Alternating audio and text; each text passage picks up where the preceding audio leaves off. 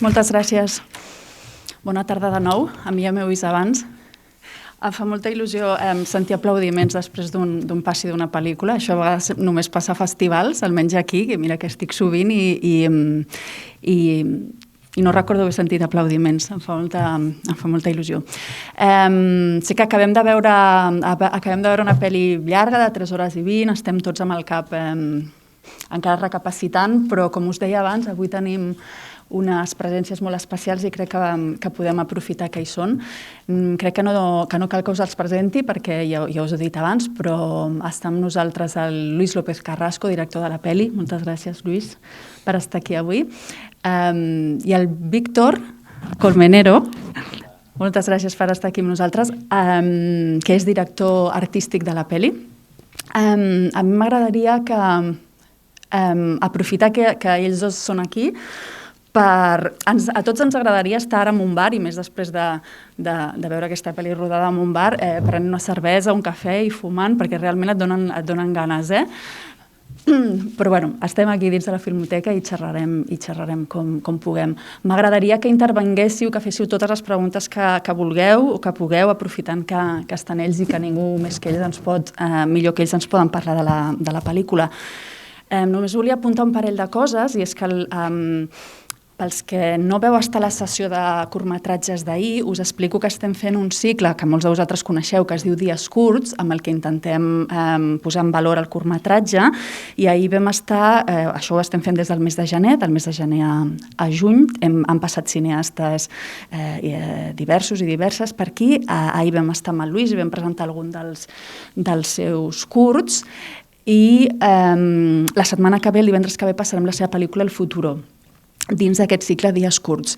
La casualitat ha fet que durant el mes de maig, que és les dates que teníem previstes per fer el Dies Curts amb el Lluís, també féssim el cicle Els millors films de l'any, que ja el coneixeu, que fem sempre per aquestes dates, i un dels millors films de l'any, de fet el millor film de l'any segons la crítica especialitzada aquí a Catalunya, ha estat El año del descubrimiento. Així que, aprofitant que el Lluís venia, també la vam posar amb aquestes dates, i te agradecemos una vez más que has venido expresamente de Madrid para estar con nosotros.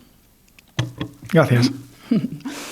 Jo volia, crec que ahir ja vam apuntar, no tots veu estar a la sessió d'ahir dels curtmetratges, però sí que el Lluís treballa molt amb aquest tema, per una banda, de la memòria i dels retrats. Ahir vam parlar molt del que és un retrat, potser individual, però al final sempre acaben ser retrats col·lectius, y creo que lo volvemos a ver, ¿no?, en esta película. Ayer vimos el cortometraje Aliens, que trata és un retrat de Tessa Ranz, una figura molt coneguda de la movida madrilenya dels anys 80. També vam veure un curtmetratge sobre el teu avi, que es diu Aurelio, Autònomo, i al final aquests retrats també jo crec que ens porten a un passat, ens expliquen una mica la nostra història, una mica propera o menys propera, i amb l'any del descobriment torna a passar el mateix.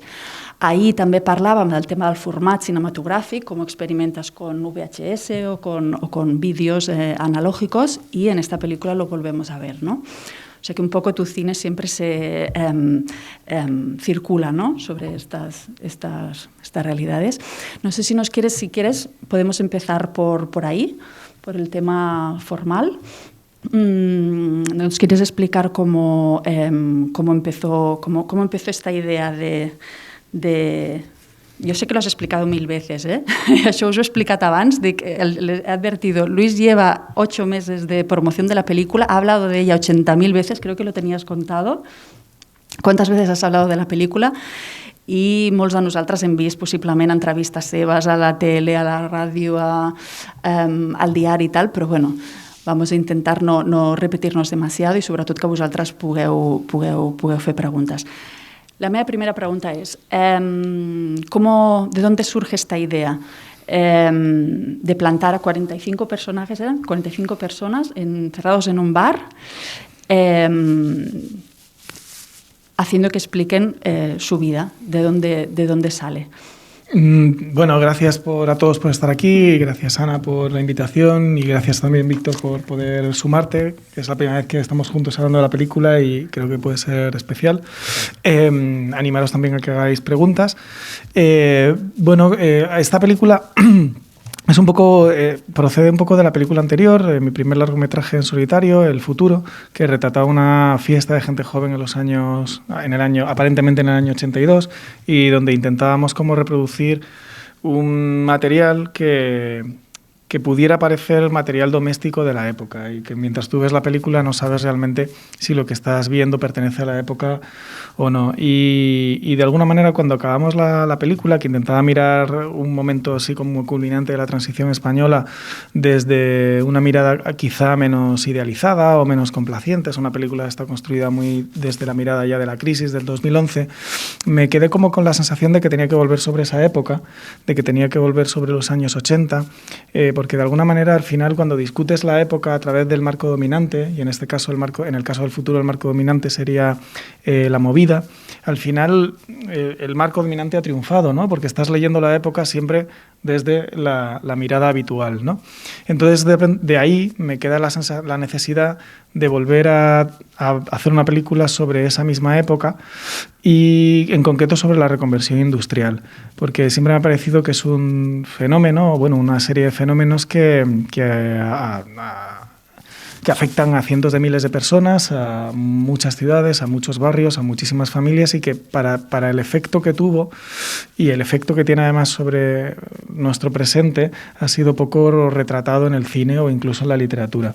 Y empecé a documentarme sobre la reconversión industrial, hice allí desde el 83 para adelante, me fui como mirando un poco todo, a pesar de que es un poco complicado, porque tampoco es que haya mucha información, o sea, una información de fácil acceso. Y ahí llegué a recordar que yo de niño, yo soy de Murcia, había visto el Parlamento en llamas en la tele en el 92 y dije, ostras, claro, ¿esto qué pasó aquí? Y cuando en Murcia ciudad empecé a preguntar, me di cuenta que absolutamente nadie lo recordaba. No solo no lo recordaban, sino que estaban convencidos de que eso no había existido jamás y que me lo estaba inventando. En Cartagena, lógicamente, sí se acuerdan, porque la ciudad acabó destrozada, pero en Murcia ciudad, pues no. Esto luego hablaremos de por qué es así. Pero dije, bueno, si alguien no se acuerda de que en el 92 arde un parlamento, es un buen motivo para hacer una película. Y a partir de ahí, y sobre todo porque, esa idea, ¿no?, de un parlamento en llamas como cara B, de un momento que generalizadamente se recuerda como un momento como muy glorioso, muy triunfal, muy entusiasta, con los macroeventos culturales y deportivos del 92, pues me parecía que era un contraplano productivo para entender un poco qué nos pasa en la actualidad o algunos aspectos, ¿no? Y a partir de ahí empieza un proceso de documentación muy largo, en el que tampoco me puedo demorar mucho, pero la película originalmente sí tenía muy claro que se iba a desarrollar dentro de un espacio, era como una versión diurna del futuro, es decir, también íbamos a jugar con esta especie de tratamiento temporal, hacer como una especie como de énfasis en la época, que el material que tú estás viendo en un primer momento no sepas si es del 92 o no, por una serie de decisiones de fotografía, de atrezo y de vestuario. Y vamos a jugar con esa idea, solo que esta vez, pues, a diferencia del futuro, pues lo importante era la palabra hablada. Lo que pasa es que en ese proceso de documentación la película se nos empieza a desbordar, a mi guionista y a mí, y empezamos a hacer ya, porque vas hablando con una persona que te lleva a otra, hacemos castings de los líderes históricos de la época, pero castings también de la actualidad, porque yo quería hacer una radiografía de cómo está Cartagena, La Unión y sus barrios populares actualmente, y entonces nos dimos cuenta que teníamos un retrato colectivo que nos permitía entender un poco el sentimiento obrero o cuestiones asociadas a la clase obrera casi desde la guerra civil hasta la actualidad. Y por eso la película iba creciendo y por eso de repente nos encontramos con 45 o 50 personajes a los que decidimos reunir, porque yo lo que quería era que la película como experiencia se desarrollara pues como si fuéramos un comensal más, ¿no?, de la cafetería, y de ahí también como su duración. Claro, o sea que al final es un punto de partida si dices que la película va sobre la quema de la asamblea, no es que vaya sobre esto, sino que efectivamente es el punto de partida, ¿no? Porque al menos en las dos primeras partes, la película está dividida como en tres partes, en las dos primeras son básicamente grupos de jóvenes hablando sobre su vida actual, sobre el trabajo, sobre sobre mil cosas, ¿no? Yo entiendo esto, lo que decíamos antes del retrato, ¿no? El retrato colectivo. Nos vemos a nosotros mismos lo que está pasando ahora, la crisis que pasó en los años 70, la que pasó en los 70, en los 90, en el 2008, y ahora repetidos una y otra vez, ¿no? No es una excusa, pero sí un punto de partida, simplemente, la quema de la Asamblea. Que también es muy curioso que en Murcia no lo supieran, que no lo supamos nosotros, que és veritat que nosaltres hemos dicho, ostres, no ens sonava gens, nosaltres estàvem tan ficats a l'any 92 amb el tema dels Jocs Olímpics que aquí, i fins i tot de l'Expo de Sevilla ens queia una miqueta lluny per aquella època, perquè estàvem molt centrats en el que passava aquí. Pero el que pasa a Cartagena, aquí ni idea, pero que no se acuerden allí, es curioso. Bueno, es curioso, es significativo, no sé, aquí sí los medios de comunicación tuvieron, políticos, medios de comunicación y demás, ¿crees que tuvieron mucho que ver? Algunas imágenes de archivo de las que vemos son las de televisión de Cartagena, ¿verdad? TC. Pero ya está, no sé si esto lo cubrió alguna televisión más o... Sí, bueno, hablamos de este tema. No, la quema abre el telediario nocturno del 3 de febrero y es portada en el ABC y en el País. Claro, tiene su cobertura. De hecho, la reconversión industrial en todos los puntos de España tiene una cobertura habitual y constante. Lo que pasa es que también, que en Murcia no se acordase nadie de lo que había pasado en Cartagena está relacionado también porque muchas veces desde las capitales no se tiene en cuenta lo que ocurre en el resto del territorio, ¿no? La relación un poco centro-periferia, hay una especie como de desinterés crónico en Murcia hacia lo que pasa en el resto de la región. Eso por un lado. Pero yo creo que también hay evidentemente la idea de que todas las miradas estaban puestas colectivas en la mayor parte de la sociedad española estaban puestas en los Juegos Olímpicos y la Expo. O sea, yo recuerdo perfectamente todo el rollo de estas cosas, estos problemas que no fastidien esto, que de esto tiene que salir bien, porque esto es como la imagen internacional de España es lo primero y tenemos como que mostrar. Entonces, todo lo que no formara parte de ese objetivo, que pudiera como empañar ese retrato un poco ideal, pues no se quería mirar en esa dirección.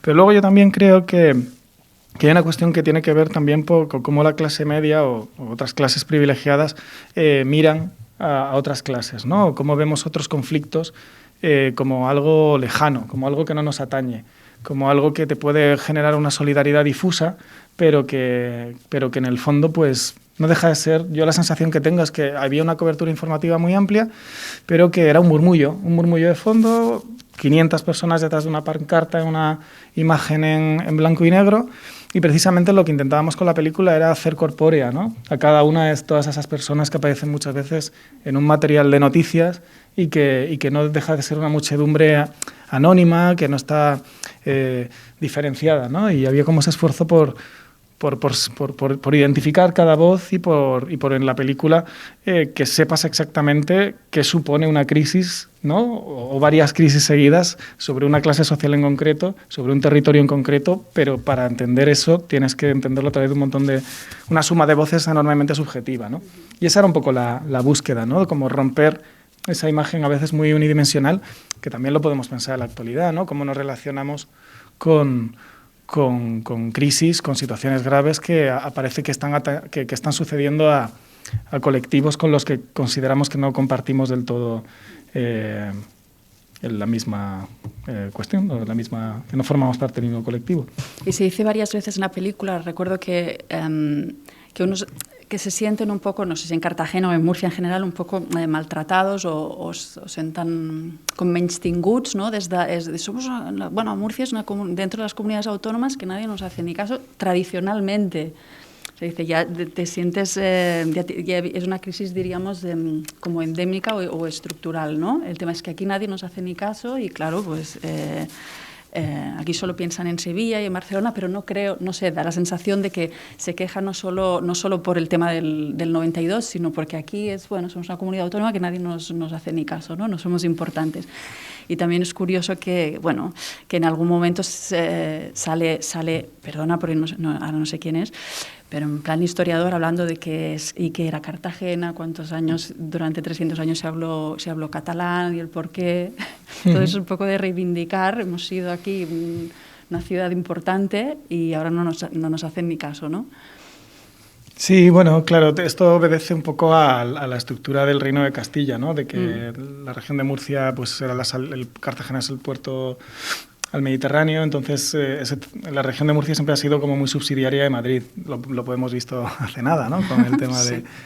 Pues sí, que sigue sucediendo, ¿no? Pero, y luego, digamos que hay una serie de elementos que te dan a entender desde la historia que muchas veces en realidad tenemos como percepciones que solo tienen 100 o 150 años, ¿no? Que si vas más atrás, la multiplicidad o pluralidad o multipolaridad de la península ibérica pues se podía haber o sea conjugado en otros términos. Yo también con la película, pues hombre, yo soy de Murcia y entonces era también... Aunque los que salen, solo uno de ellos ha ido conmigo al instituto porque tenía como un compromiso de que en la película solo saliesen cartageneros, porque claro, con esta rivalidad que hay, yo muchas veces cuando iba a entrevistar a personas para el casting o para la documentación me decían, oye, mejor a este no le digas que eres de Murcia, di mejor que eres de Madrid, porque si se enteran que eres de Murcia contigo no van a querer hablar porque te odian a los murcianos y tal. Pero bueno, más allá de eso, sí que es verdad que la gente que sale para mí es gente muy reconocible, gente que me recuerda a personas que han vivido conmigo, personas de mi barrio, en Murcia. Entonces, claro, también hay como un esfuerzo claro, en la región de Murcia apenas se ha hecho cine o cine documental, ¿no? Y menos sobre idiosincrasias propias, ¿no? Y entonces, claro, te das cuenta que hay una enorme cantidad de estereotipos que pesan sobre la ciudad, sobre la región, perdón, y bueno, también dices, bueno, voy a intentar construir también una genealogía de la disidencia, ¿no? O del compromiso democrático, ¿no? Que parece que sobre el sur pesan una serie de estereotipos asociados al subdesarrollo, ahora actualmente pues el fundamentalismo católico, ¿no? O la ultraderecha o el caciquismo agrario, y entonces de pronto establecer también otros vínculos o otros relatos posibles, pues claro, para mí era muy importante, ya no solo como cineasta, sino como una persona que es de allí y que considera que en muchos otros sitios ocurren cosas, ¿no? Y para mí es un poco problemático, ¿no? Que haya territorios o clases sociales o minorías étnicas o otro tipo de grupos sociales que no pueden elaborar su propio discurso, su propia historia. Y a nivel formal, ahora hablábamos de rodar y te gusta rodar en Vídeo 8, pero también has dicho, hemos oído en alguna de tus entrevistas, que está claro que es una película documental, pero que tú querías o has añadido elementos o toques de ficción, por ejemplo, el tema del vestuario, ¿no? No sabemos muy bien, pues eso que decías, si estas camisas son de ahora, estos peinados que llevan son porque son de ahora, son del año 92. No sé si realmente el vestuario no lo llevaban ellos de su casa, lo escogisteis vosotros, maquillaje, iluminación, todos estos temas más formales y estéticos, la intención era esta, ¿no? Que se confundiera un poco entre aquella época, años 90 y ahora. Sí, claro, originalmente iba a ser más un mix de cosas ficciones, dentro de que iban a interpretar personas, o sea, trabajadores o gente desempleada de esa zona, pero a medida que fuimos haciendo los castings, el guionista y yo nos dimos cuenta que todo lo que nos contaban en el casting era mucho más relevante o más interesante o más importante, por así decirlo, que cualquier cosa que nosotros pudiéramos escribir. Entonces, toda esa parte como más de ficción, más de reconstrucción del 92 se atenuó para que fuera más bien un relato en primera persona de las vivencias o las preocupaciones o los deseos de cada una de las personas. Lo que pasa es que eso estaba envuelto pues eso, en una serie de decisiones estéticas que tenían que ver con rodar con cámaras domésticas de principios de los 90, con ir a una localización también que era un bar de los años 70 del centro de Cartagena, con toda una serie de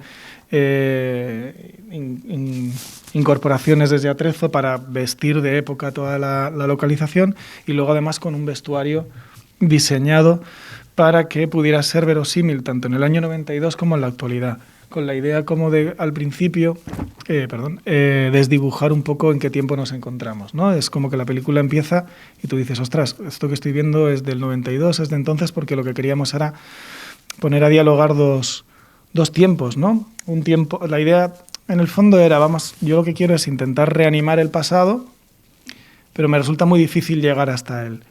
Entonces voy a ver si a través de las experiencias contemporáneas de un montón de población que está experimentando la tensión por la pérdida del empleo, a través de esas cuestiones que a veces son verbales, pero también son gestuales, a ver si a través de esos relatos puedo de alguna manera conectar con un momento equivalente entre comillas, ¿no? Porque lo de la crisis no es del todo exactamente igual, pero bueno, un momento equivalente 25 años antes, ¿no? Y esa era la idea era conectar dos crisis por hablar un poco, ¿no? de la circularidad o cuán cíclicos son estos procesos y cómo afectan siempre a las mismas poblaciones. Y Víctor, quizás hablando del tema de artístico, ¿no? De escenografías, de maquillajes, de vestuarios y demás, quizá nos podrías hablar un poco más, porque sería interesante que normalmente que nos hablaran de un director artístico de una película. Aquí en la Filmoteca solemos invitar a cineastas, también productores, productoras, ha venido alguna actriz, actor, pero yo no recuerdo ahora mismo, quizás sí, haber tenido algún director o director artístico de una película. Entonces creo que es interesante para todos y todas que nos expliques un poco qué consiste tu trabajo, en qué consistió en esta película en particular, ¿eh? Si Luis te dio libertad, te marcó mucho. Bueno, ¿de qué se trata tu trabajo? Sí, yo no soy director artístico como normalmente, como yo vengo más como del campo del teatro, performance, y como entendí la película de Luis iba como por otro tipo de perfil. A mí hay un tipo de perfil es como en cine que suele ocurrir que la gente está súper especializada en algo y hace las cosas súper bien. Yo hago súper bien sonido, yo hago súper bien no sé qué, que me da un poco de grima como esa especialización. Estas son como opiniones personales, ¿eh? Entonces, como las primeras conversaciones que tuvimos, yo ya trabajé en el futuro con Luis, era como que en esta película había relaciones que se habían estado creando durante años, como de entrevistas, de ganar la confianza, de que la gente se sintiera cómoda. Entonces, como un poco la estructura que creamos desde vestuario, que era la primera vez que se enfrentaba a un proyecto de este tipo, y desde arte era como que priorizaba ante todo que la gente que formaba parte de la película se sintiera a gusto y tuviera como un entorno donde se pudiera sentar durante 5 horas a contar cosas que a lo mejor no habían contado antes, como que eran cosas. Entonces lo que hizo Luis, como que fue muy bonito, porque además como que se acompasó con el equipo, es que nosotros no solo somos como jefes de equipo de vestuario, jefes de equipo de arte, sino que nos integramos dentro de la propia película. Yo en el futuro también estoy. Es como que el contexto donde emerge todo esto se prioriza. Y yo durante toda la película soy el camarero que estuvimos una semana antes, aprendí los cafés que se hacen en Cartagena, pero no podía hablar porque era como el único como con acentaco madrileño dentro de la ficción. Decíamos que eras Antonio Resines en Los ladrones van a la oficina. Sí, ¿no? Antonio Resines, sí. Además, pero fue muy bonito porque es que yo desde el principio de la película sé que no estamos en época, es como han metido un gazapo súper grande, como cualquier persona que esté en dirección de arte se da cuenta de que esto no casa, pero se decide un poco en el montaje dónde rebasas la época o dónde te mantienes dentro de la época. Interesante, sí, es verdad que vienes del mundo de la performance, ¿no? Y has hecho, supongo que no solo a nivel audiovisual, sino también artes escénicas, te mueves en... Muy bien, qué interessante tu explicació. Si voleu fer alguna pregunta, crec que sí, per allà darrere. Perdoneu, potser ens estàvem enrotllant molt i teníem moltes ganes de preguntar i ens hem enrotllat. Buenas tardes. Gracias. Muchas gracias por la película. Yo voy a hablar de la parte social. Es decir, he visto que es del 18, por tanto, ya teníamos la reforma laboral hecha por el Partido Popular. ¿Cómo es que nos sale el tema de la reforma laboral cuando en los sitios que no hay sindicatos, sobre todo en las empresas pequeñas, no permiten que el convenio de sector se rija, que sea el empresario el que haga lo que quiera en la empresa. Y nadie de estos jóvenes dice nada, ni siquiera los sindicalistas de la reforma laboral. Entonces, me extraña muchísimo. Esto es mi opinión, ¿no? Y te pregunto, ¿por qué has quitado alguna cosa de eso o simplemente no hablaron? La otra es, ¿cómo has hecho el criterio para el casting de los jóvenes, precisamente? ¿Qué te interesaba que fueran estos jóvenes? Gracias por tu pregunta. Claro. Perdona, ¿y cuántas horas, cuántos días, cuántos meses has tardado en hacer todo esto? Claro, es justo lo que te iba a comentar. Nosotros estuvimos 3 años haciendo todo el proceso de preparación y documentación y de investigación y luego de casting. Y entonces rodamos durante 9 días y eso generó 65 horas de material que editamos a lo largo de 12 meses. Entonces, claro, sucede que aunque había una serie de... Nosotros en rodaje, yo lo que intentaba era, por un lado, ver quién tenía que hablar con quién, que de las interacciones entre las personas sucedieran cosas nuevas, es decir, que plantear temas de conversación que nos llevaran a lugares inexplorados. Es decir, yo había en los castings hablado con la gente de manera individual, pero luego lo interesante era juntar a las personas y ver qué sucedía de esa interacción. Esa interacción, por lo general, era media hora de vuelo libre, vuelo sin motor. Y cuando ya la situación se había como agotado, pues proponíamos muchas veces, el guionista y Víctor eran como ayudantes de dirección dentro del set, porque al ser los camareros y ir cableados con walkie-talkie, yo desde el almacén, donde estaba la mayor parte del equipo, iba dando indicaciones que ellos, al poner la idea era que la gente en rodaje tuviera la sensación de estar en un bar. Digo esto porque el flujo de las conversaciones muchas veces no estaba controlado.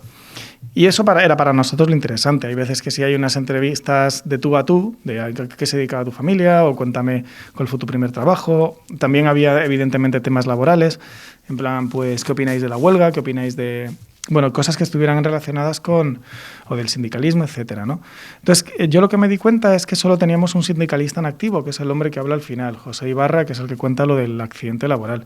Y claro, yo con él estuve hablando 4 horas y media. Y ahora no lo recuerdo, pero probablemente él habló de la reforma laboral. Lo que pasa es que para intentar que la película no durara muchísimas horas, pues íbamos discriminando. Y yo sí que creo que cuando él habla de las mujeres, de las sindicalistas de AON, de Cantabria, que las han despedido, de alguna manera la reforma laboral ahí última está implícita. Lo que pasa es que muchas veces, por un lado, yo no tenía un guión de ficción, entonces tenía que asumir el flujo verbal que tenía una persona a la que no habíamos controlado. Entonces, si la gente no lo decía, yo sí que creo que hay cosas que faltan en la película, como es obvio. Incluso en la representatividad de las personas que aparecen, pues hay unos perfiles que nos faltan, de los que luego podemos hablar. Pero bueno, muchas veces era un poco incontrolable. Con respecto a los jóvenes, pues nosotros lo que hicimos fue, por un lado, entrevistar a las personas que habían participado en los hechos de la época y luego hacer castings abiertos en asociaciones de vecinos. A esos castings venían personas de manera voluntaria y luego, en paralelo, el co-guionista Raúl y yo, que Raúl sí es de Cartagena, había muchas personas de su barrio, que su barrio es el que está al lado del astillero, que él iba conociendo o encontrándose en conciertos o que nos íbamos encontrando en diferentes lugares y que de pronto nos parecía que podían participar en la película. ¿Por qué nos parecía que podían participar en la película? Muchas veces porque tuvieran historias que contar o muchas veces porque tuvieran una manera de hablar o un relato concreto, más allá de las facciones también que tuvieran una capacidad como de articular, etcétera, ¿no? O intentando también compensar de diferentes barrios, de diferentes grupos sociales. Es verdad, por ejemplo, que población gitana nos habría gustado tener más y nos costó mucho llegar. Yo ahora veo la película y creo que trabajadores magrebíes deberían haber aparecido. También, por ejemplo, ya que estamos hablando de los perfiles, nos esforzamos también bastante en encontrar a mujeres que hubieran estado vinculadas en los movimientos de mujeres del año 92, y Josefina Pérez, que es la que aparece en el film, ella tenía una lista de 10 personas a las que estuvimos contactando y lo que nos encontramos era que habían fallecido, se encontraban gravemente enfermas o precisamente por la crisis y el cierre de las fábricas se habían ido por ahí. La mujer que sale en la puerta del Parlamento diciendo que no la dejan entrar. Sabíamos que vivía en Sevilla, estuvimos intentando dar con ella, pero bueno, había como cierta fue muy complicado y ahí no lo conseguimos. Entonces, por ejemplo, los jóvenes, pues el chico que sale al final contando el sueño de los skins es el mejor amigo de Raúl. La chica que sale pues era la única mujer fresadora en el polígono industrial y también dimos con ella. Los otros dos que hablan con ellos pues son dos chicos de la Unión que uno había trabajado con otro. Bueno, íbamos como construyendo de esa manera, un poco... Y luego los otros que son más jóvenes pues eran de un Ateneo anarquista con los que habíamos coincidido en alguna manifestación y en un evento en alguna casa ocupa, y también nos parecía pues que nos podían dar un perfil, una visión interesante. Pero al final reúnes a personas y dices, bueno, yo las voy a reunir y que hablen y que pase lo que tenga que pasar, ¿no? Entonces, bueno, no teníamos como esa capacidad de controlar los discursos, y para mí eso era lo bonito, ¿no? De dejarme sorprender por esas personas, para bien o para mal.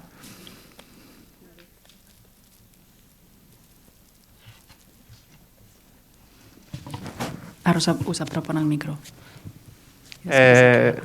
Lo hago sentado. Primero de todo, un elogio. Veo que hay un Pere Portabella, José Luis Guerín y vuestro documental. Creo que hay un hilo clarísimo de 50 años muy bien trazado, y creo que dentro de 20 años habrá alguien que estará aquí y hará el mismo comentario. Así que felicidades, me ha encantado. Y quería preguntaros, porque etnográficamente es una maravilla, pero yo vengo del periodismo y me ha faltado el punto de vista institucional, ¿no? O sea, aquí hay unos hechos clarísimos, pero nunca ha habido nadie que haya dado el discurso opuesto, más allá de un policía que aparece y que quiere quedar bien. Pero, ¿es adrede o lo intentasteis y todos, como acostumbran a hacer, dijeron que no? Claro, bueno, originalmente la película tenía un capítulo más, que era toda la parte que iba desde la Primera República, 1873.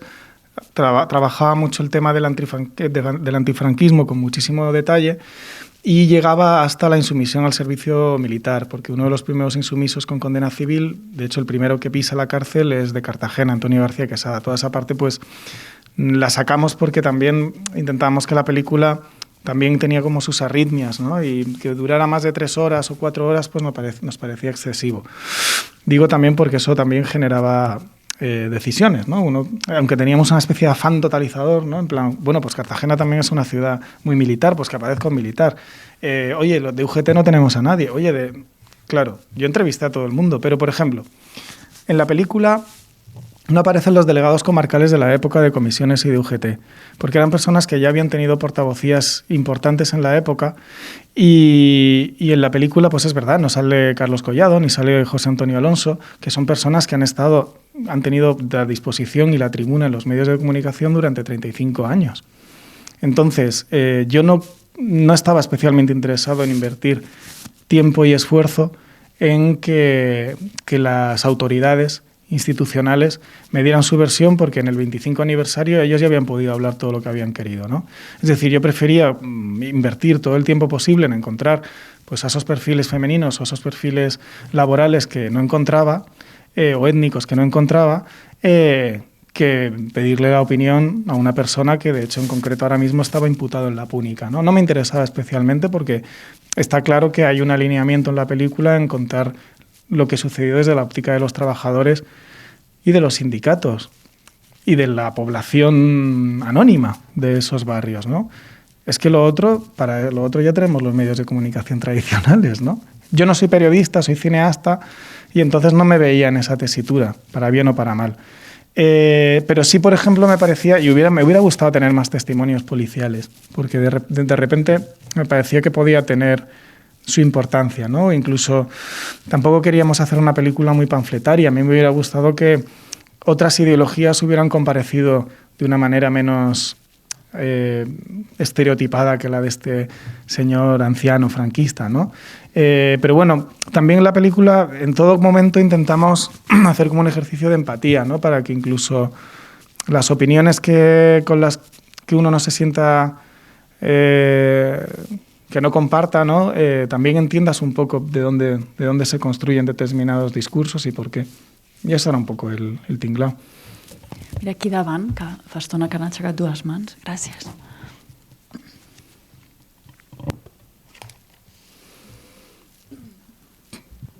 Hola, buenas tardes. A ver, tengo varias cosas, voy a intentar ser breve.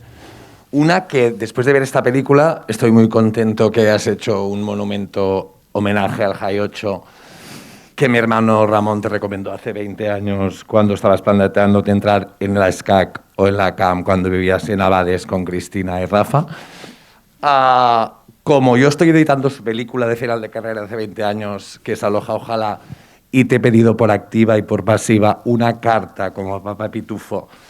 ¿Qué le dices tú, Papá Pitufo de hoy, a tu Papá Pitufo de antes, que venía a representar la masculinidad de tu pecho velludo y tu sabiduría y cara efébica griega? Y luego la otra, que sí que va de la película... Es que me he cerrado Facebook, Ramón, por eso creo ¿Cómo? que me he cerrado Facebook. No, por eso pero no me te lo habías cerrado cuando te lo mandaba, no da igual. Tus cartas. No te preocupes, tú ahora lo dices que así queda mejor. Tú piensa qué le dices tú a tu Papá Pitufo. Y a nivel de la película, mi cosa es... Me fascina tu cine político porque eres muy joven y ya te lo veía mi hermano hace 20 años, que eras muy, muy perspicaz y muy sereno y muy político y muy implicado y muy plástico también. O sea, te flipan los 80, te flipa la movida, te flipan las drogas, aunque tomas pocas, pero ¿por qué? Quiero decir, a mí lo que me pasa como público, que yo he dejado las drogas también, es, me gusta mucho lo político tuyo, pero no entiendo el por qué. Debido a esta fascinación estética por los 80 y lo que es la nocturnidad, el alcohol, el humo, la droga, de golpe, tanto esta como el futuro son como un contraplano realista a lo que vendría a ser los bares de Torrente. ¿Sabes? Quiero decir, ¿por qué no hay aire en tu cine? ¿Por qué no hay paellas? ¿Por qué no hay...? Quiero decir, ¿por qué? O sea, lo que dice el propio sindicalista de su padre, o sea, ¿por qué nos encierras en un bar y nos obligas a tomar cubatas a las 4 de la tarde y a fumar cigarros? ¿Y por qué tú entrevistas a ese sindicalista al final y él que no fuma, tú te permites fumar en Escorzo un cigarro delante de él? Claro, son dos cosas. Claro, la primera era que cuando te pones a hacer cine de época, pues si lo reduces a un interior, tienes más posibilidades de poder controlar los elementos de época. Entonces, para mí... Sí, pero a ver, pero son primeros planos. Perdona, ahora voy a hablar yo, ¿vale? Vale, ahora me toca a mí, ¿no? No, entonces, claro, para mí había una idea de que la película esté llena de personajes, pero esté encerrada en un único lugar y que solo salgamos de la película cuando vemos los disturbios. No, realmente la razón no es presupuestaria, sino que también me gustaba, la película empieza con un sueño que de alguna manera nos mete una especie como de ambiente un poco, o que quería yo sugerir como una especie de ambiente un poco como fantasmagórico o fantástico, ¿no? Y de hecho nos habla de una niebla, de una neblina, y el humo a lo largo de la película de alguna manera va apareciendo y va adquiriendo como diferentes significados, a veces de orden simbólico, a veces de orden evidente, ¿no? Como los gases de humo, lacrimógeno, etc. Y por eso también la idea del tabaco. Pero ahora te digo por qué fumaba tanto. Entonces, sí que hay una idea a veces que se va transportando a lo largo de la película y que sobre todo aparece después de los disturbios, que es la idea un poco... Cuando se cuenta el sueño inicial, se dice que este chico sueña que va a su colegio y se encuentra a todas las personas envejecidas en un lugar del que no pueden salir y que cuando se quiere dar cuenta están todos muertos. Entonces sí que había una idea de intentar construir un espacio que funcionara como un limbo. Por un lado, por esta cuestión de la circularidad y el aspecto cíclico, el hecho de que estamos en varios tiempos a la vez o que hay tiempos que se están conectando a la vez, porque a veces estamos en el 92, a veces estamos en el 2018 y a veces estamos en los dos tiempos a la vez. Y esta idea de limbo, esta idea de voces que se quedan encerradas en un lugar, por un lado me permite hablar de una clase social que tiene unas condiciones estructurales que le hacen muy difícil, casi imposible, salir del lugar en el que están, y eso está relacionado con el hecho de que no salen nunca de donde están. Y luego está también relacionado con cómo aparecen esas personas que van a ser los protagonistas de la tercera parte, ¿no? Que están todos en silencio dentro de ese bar que se ha quedado vacío.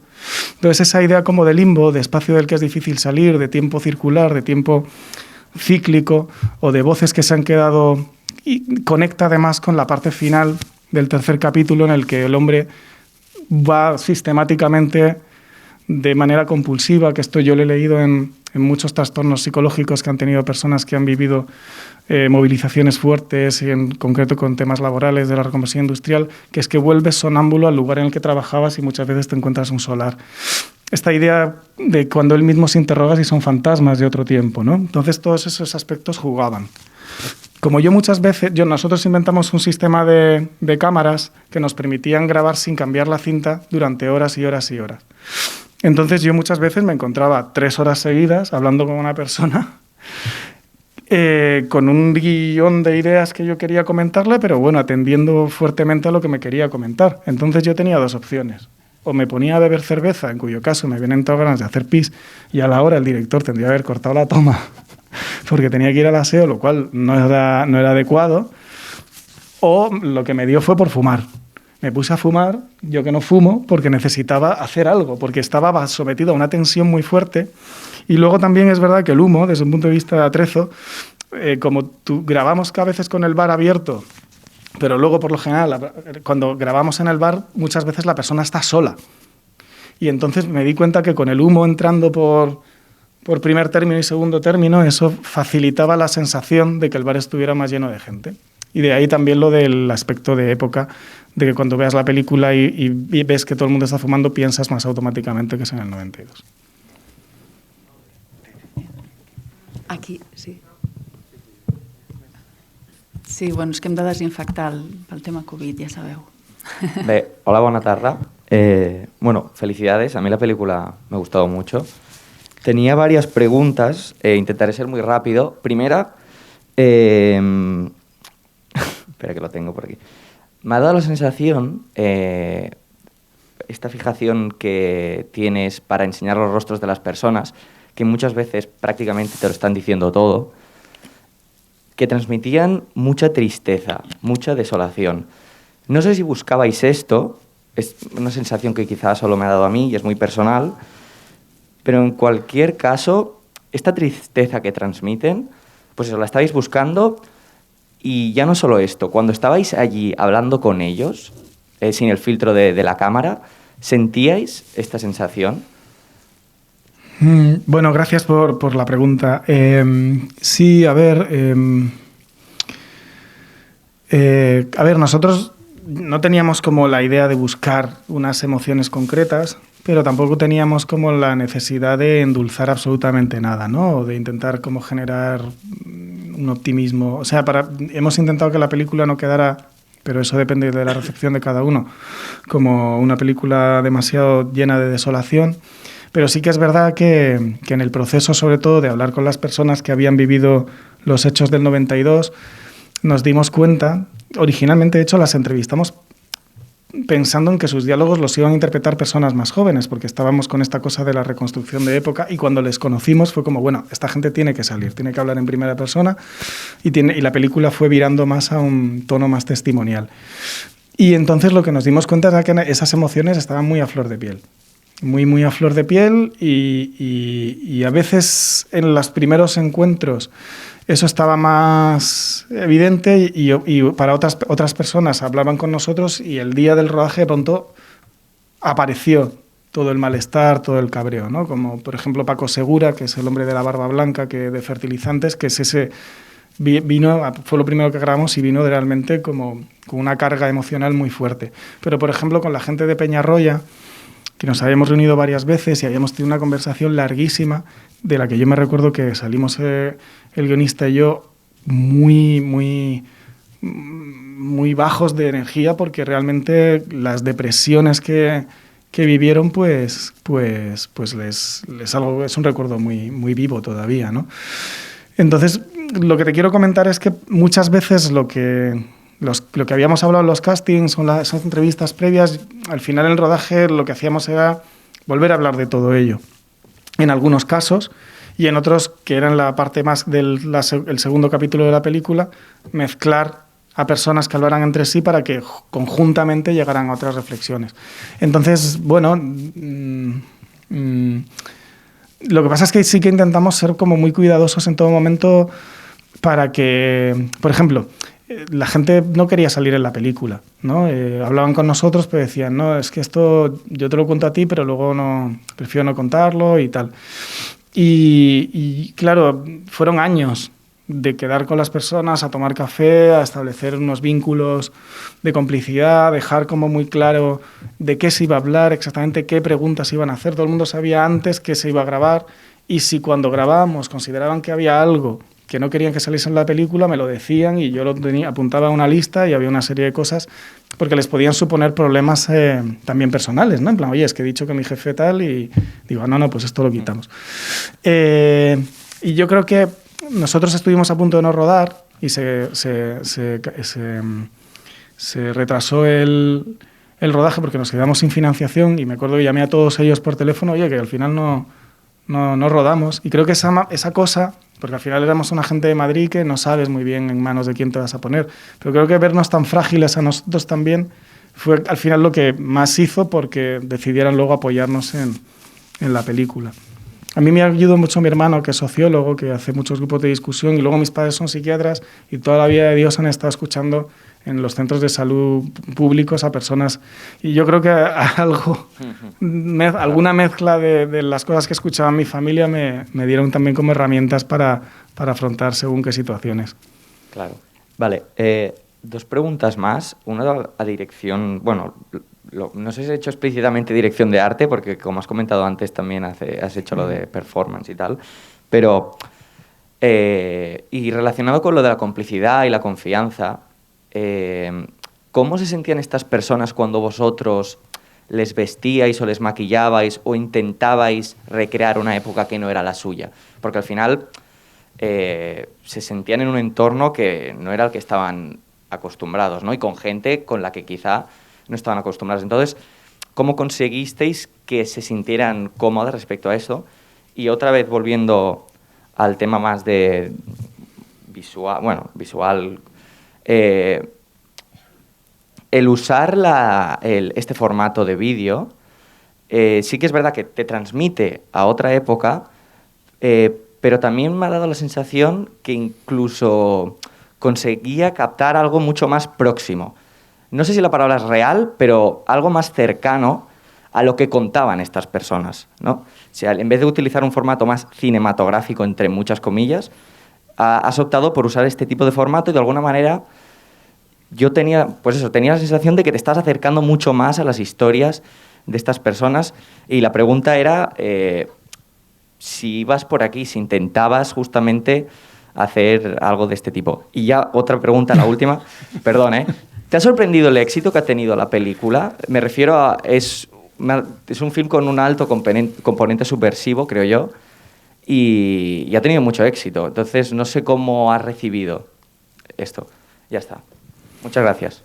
Bueno, así vamos por ir acotando, ¿no? Y tú comenta, Víctor, si quieres. Y la verdad es que al principio la gente no entendía por qué tenían que llevar ropa distinta. Yo prefería que tampoco estuvieran como demasiado informados de... La verdad es que si te digo la verdad no me acuerdo qué les dije. No me acuerdo. Yo sé que ¿Tú sí te acuerdas? No lo sé. Lo que sí recuerdo era que íbamos a hacer como este trabajo que iba sobre ellos, pero que tenía... Porque tampoco le queríamos hablar mucho de la crisis industrial ni del 92, porque tiene tanto peso que preferíamos que estuvieran un poco como liberados de esa carga de tener que representar algo previo. Entonces yo no recuerdo que dijimos... Sé que es un trabajo, sé que es un asunto que no sabía cómo llevar a cabo con Rebeca Durán, la jefa de vestuario. Fue un poco en línea roja en las primeras reuniones. Era como que sí que se había explicitado como claramente de no vamos a hacer que una persona se sienta incómoda por ponerle unas gafas que sean del 90, aunque se pasen como 10 días. Lo que pasa es que la diseñadora de vestuario es una encantadora de serpientes, y es como que cuando llegaban era como de... Ella además tiene familia de Cartagena, entonces como que también está como súper... tiene una relación mega local con la gente que venía. Y era hija de un dirigente sindical. Sí, como que ya está súper en el contexto. pero es verdad como que con lo que habláis antes, como que lo estaba pensando ahora, como que hay una cosa como de que hay mucha gente que viene como con esta delicadeza de tener que hablar algo con los nervios, como que fue un trato súper concreto, pero los figurantes, como en relación al tono melancólico del que hablabas antes, para mí es todo ahí como que han conseguido mucho dar ese tono, porque ellos y ellas sí que entraban al set sin saber de qué se iba a hablar, venían vestidos de época y vestidas de época se les ponía como en un código como mucho más estricto que al resto, y de repente te encontrabas en un set de época hablando de cosas que habían sido como tus recuerdos como hace unos años. Entonces sí que hubo ahí como encuentros súper bonitos como en esta parte de curro. Sí, o sea, había como un trabajo desde vestuario, pero también por tu parte desde arte, como de intentar suavizar.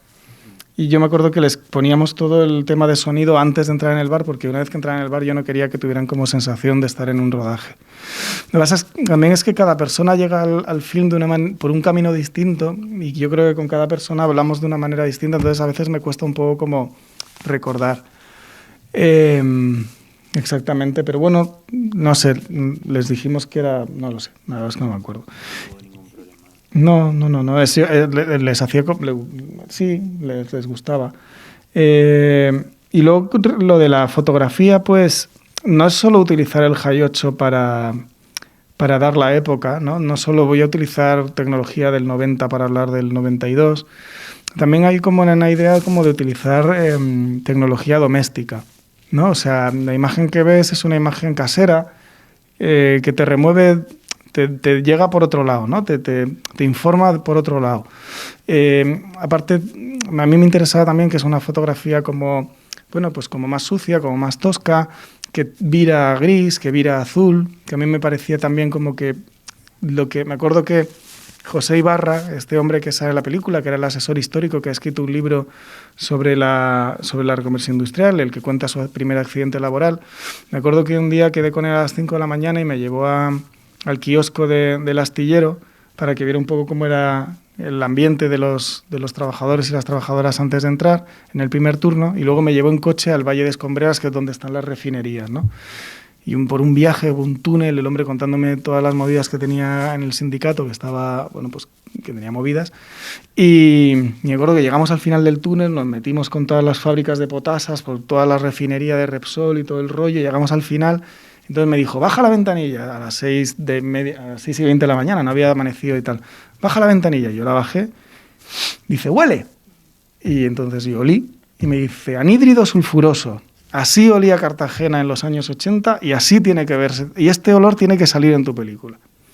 He dado este rodeo porque para mí hay algo del Hi8 y de ese gris y de ese azul que a mí me recordaba mucho cosas que me contaban de la época de entonces. Y luego, con respecto a si pensábamos que iba a tener este éxito, es verdad que hubo una voluntad muy clara por parte de producción y en montaje de que la película tuviera como bastante claridad expositiva.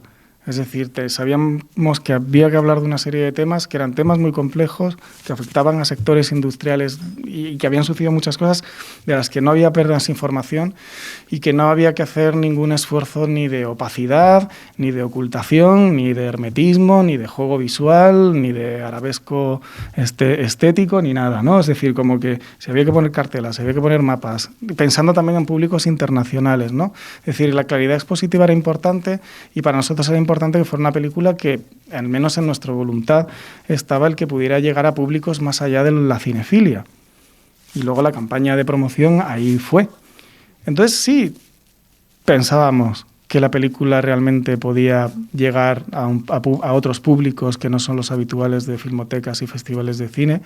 Y con respecto a si tengo un problema con el éxito, pues no, o sea, yo qué sé, es decir, a quien tenía que disgustar en la película le ha disgustado.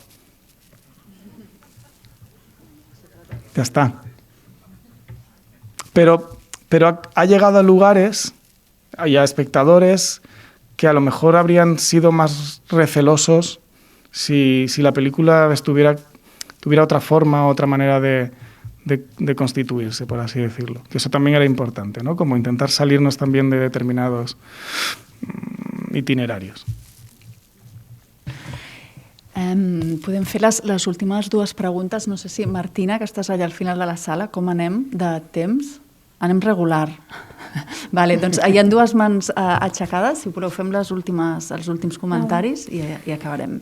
Gracias por la película.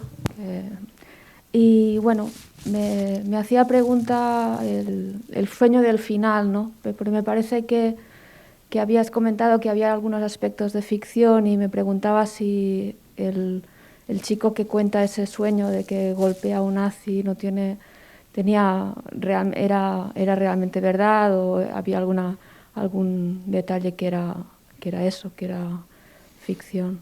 No. Mantuvimos 6 secuencias de ficción que tenían que ver sobre todo, pero no las editamos al final. O sea, todo lo que sale en la película está está como construido en el instante. Incluso el primer sueño, que suena un poquito también como muy elaborado, sí que es verdad que es el guionista de la película. Y sabía que íbamos a hacer esa pregunta, porque le preguntábamos, la última pregunta a todo el mundo era un sueño recurrente. Pero él mismo incluso cambió de idea en el último momento y fue como improvisando esto que sale en la película. Así que no hay ninguna ficción.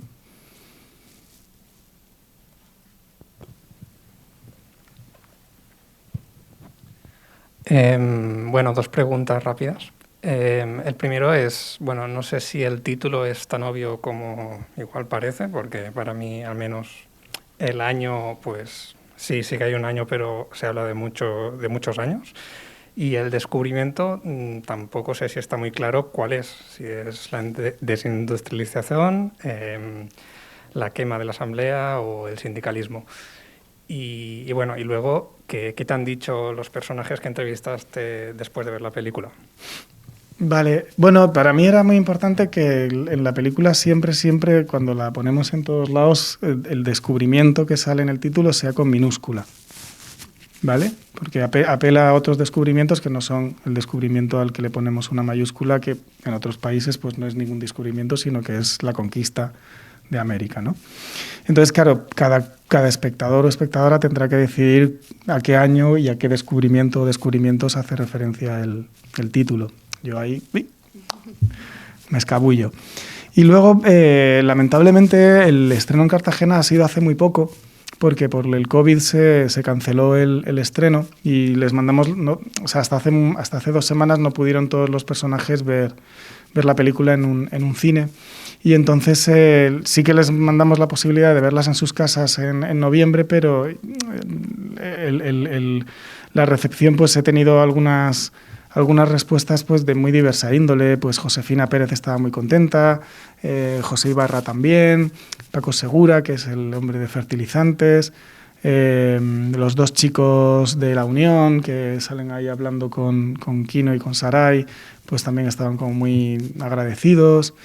Y luego ha habido pues también reacciones, pero bueno, no, en general buenas reacciones. Algún WhatsApp el policía me mandó que no me acuerdo muy bien qué me ponía, pero que era a lo mejor un poco más receloso, pero no tanto por lo que hubiera visto la película, sino porque a lo mejor le había llegado algo, alguien le había dicho algo. Pero y no pude estar en el pase de Cartagena con toda la gente, no pude ir por trabajo y entonces no te puedo responder, lo siento. Bueno, molt bé. Vostè, sí, fa una estona que estava aixecant la mà. És veritat, acabem amb vostè, una cosa curteta. Molt bé, així parlem llengua de signes. Has hecho un documental de personas muy inteligentes hablando, que dura 3 horas y media. Y la gente solamente se levantaba para ir a mear y volvía. ¿Tú sabías que tendría éxito? ¿Tú no pensabas esto será demasiado largo? Yo en rodajes se lo decía a la gente que venía, incluso a los sindicalistas del 92, digo, no, yo creo que la peli va a durar entre 3 y 5 horas. Y me decían, ¡hala! Y nos decían mucho, esto no le va a interesar a nadie, no sé qué. Y yo, no, sí, yo creo que sí. Es decir, yo sabía que tenía 50 personajes, digo, bueno, si el rodaje sale muy mal, porque claro, el rodaje a veces este tipo de rodajes es un poco a ver qué pasa. Lo intentas controlar al máximo, pero es un poco a ver qué pasa. Digo, bueno, si sale muy mal la cosa, con 23 personajes la peli la puedo hacer. Pero digo, ostras, al final son 50, si cada uno habla 10 minutos, 500 minutos, ¿no? O sea, no yo ya tenía en mente, y luego las referencias pues, era de Nens, era de Joaquín Jordá, era después de Cecilia Bartolomé y José Juan Bartolomé, las películas de Fred Wiseman, que son de 3 horas también. Entonces sí, y ahí tengo que agradecer pues, que la productora estuviera totalmente sin problema, a pesar de que sabíamos pues, que a nivel comercial pues, eso podía ser un grave problema. Pero yo tengo que confesar que sí pensábamos que la peli iba a tener éxito. La verdad. No sabíamos si el éxito iba a ser en 2020, 2022, 2030. No sabíamos cuándo iba a ser. Pero sabíamos teníamos como la confianza en que tarde o temprano la película iba a encontrar a su público. Lo que pasa es que ahí ya, desde luego, no esperábamos que fuese a estrenarse en cines comerciales y fuera a estar un montón de semanas o que fuera a ser nominada a unos premios como los Goya. Eso sí que era como muy difícil de pensar. Eso sí que ha sido una concatenación por la pandemia de encontrar un hueco comercial que no es nada habitual. Pero a otro nivel sí que confiábamos mucho en la película, sí. I ben fet. Molt bé, moltíssimes gràcies a tots i a totes per venir avui, per quedar-vos al debat, y especialment a vosaltres, Luis y Víctor. Muchísimas gracias por estar aquí en Barcelona con nosotros presentando la película, y a ti, Luis, por estar con nosotros en el ciclo Días Curs. Muchísimas gracias y felicidades una vez más. Gracias, muchas gracias. Muchas gracias.